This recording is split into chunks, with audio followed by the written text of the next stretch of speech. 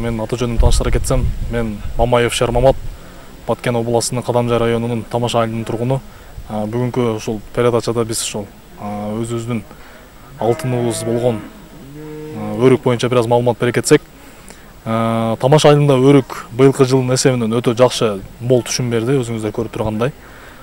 Бир дана өрүк, бир түп өрүктүн орточо эсеп менен 7-8 яшик өрүк алып атышат азыр ушул учурда.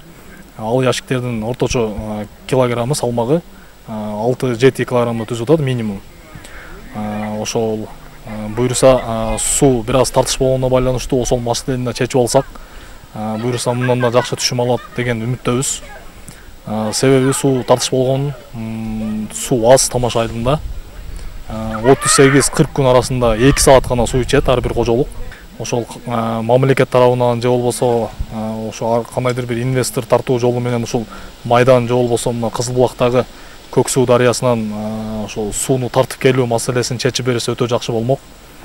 Анткени бул өрүктөрүбүздү, ошол өзүбүздүн түшүмдөрүбүздү экспорттоо жагынан дагы жакшы бир жыйынтыкка келебиз деген үмүттөбүз буюрса. Тамаш айылынын артыкчылыгы эмнеде? Тамаш айылы бир аз шамал болгонуна байланыштуу бул жерде түшүм салуудан мурда бир аз гүлдөшөт тарактар. Ошо гүлгө жамгыр төккөн учурда суусун учуруп кетип, мына чотур болуу маселеси бир аз. Тамаш айылынын артыкчылыгы ошол таза аба, табигый жер семирткичтер менен алынган мол түшүмдөр. Жогоруда айтып кеткендей, Тамаш айылында суу өтө таңкыс. Себеби Тамаш айылында бара-бара кожолуктар көбөйүп, ушул учурда 700гө чукул кожолук бар.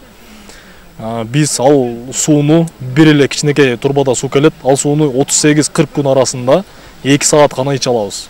Ошого байланыштуу биздин эгиндерибиз, мөмөлөрүбүз өзүбүз күткөн даражадагы жыйынтыкты бере албай атат. Бул сууну алып келүү жолу жакшы бир долбоор менен иштеген жакшы бир кишини таап, болбосо жасалма каналбы же болбосо турбага камап насос менен сордуруу жолу менен бул сууду алып келсек болот. Сууду кайсыл булактардан ала алабыз? Майдандын Исфайрам дарыясынан же болбосо Ак суу дарыясынан насос менен тарттыруу жолу менен алсак болот. Ушул маселени мамлекеттик бир деңгээлде моюнга алып, же болбосо кандайдыр бир инвестор тарта турган бир коомдук уюмдар же фонддор болгон болсо, ошолор менен иштешкенге ар дайым даярбыз. Ошол маселени чечип берсеңиздер бир жагынан өтө сонун иш болот эле. Анан бул мөмө жемиштерибиз жана биздин ошол жер эгиндерибизди экспорттоо маселеси дагы бир белгилүү бир пикке чыгат деген. Тамаш айылында эмне мөмө жемиштер болот? Алма, өрүк, алмурут, жер жемиштерден пияз, сабиз, картошка айрыкча басымдуу бөлүгүнү картошка эгишет, жүгөрү эгишет.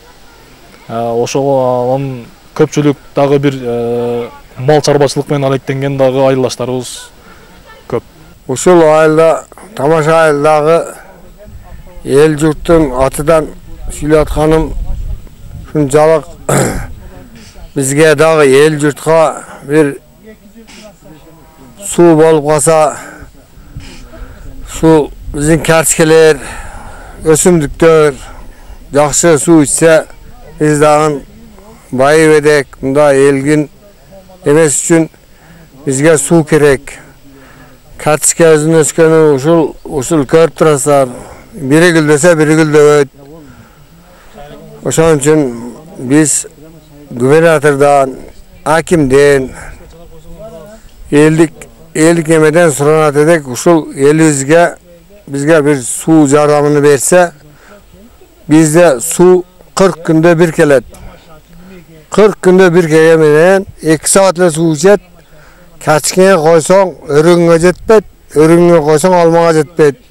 Ошол үчүн биздин эмебиз бизге дагы жардам берсеңиздер, эл журтубуздун жыргалчылыгы үчүн жакшы болот деген ниет.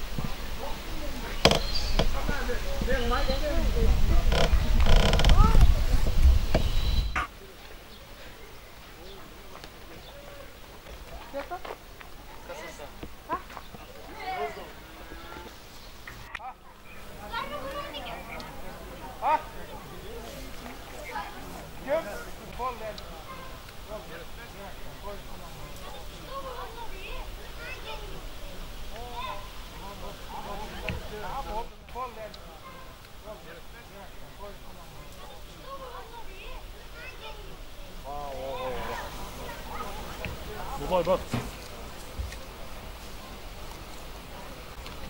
Hayır aga. Önümüzden 5 tur canım.